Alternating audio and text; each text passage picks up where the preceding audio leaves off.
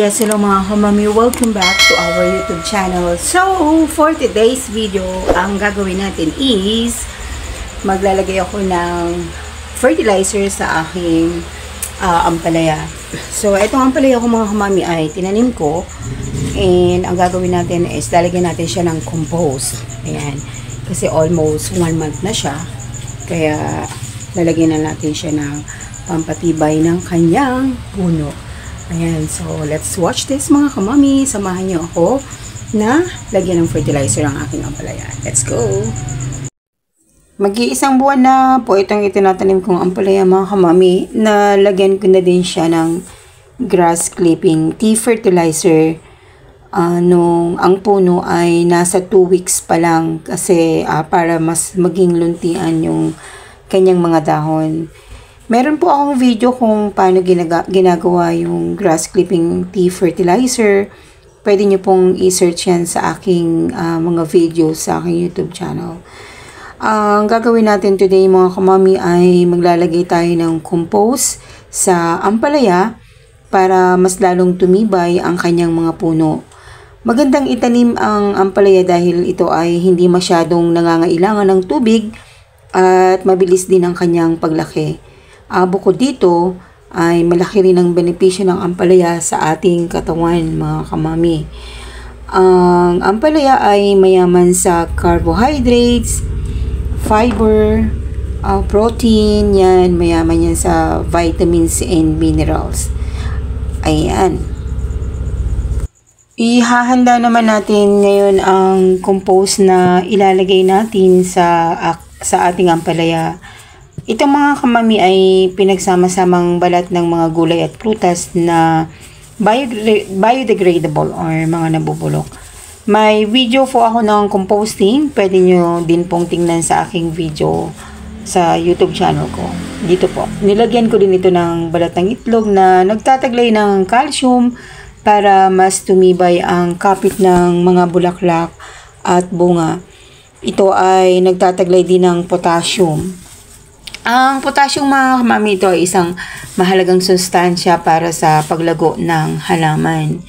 Ang pagkukompose mga kamami ay kinikilala bilang isang solusyon sa pamamahala ng basura. Ang pagkukompose ay isang umuusbong na solusyon para sa pamamahala ng solid waste ayon sa US Environmental Protection Agency.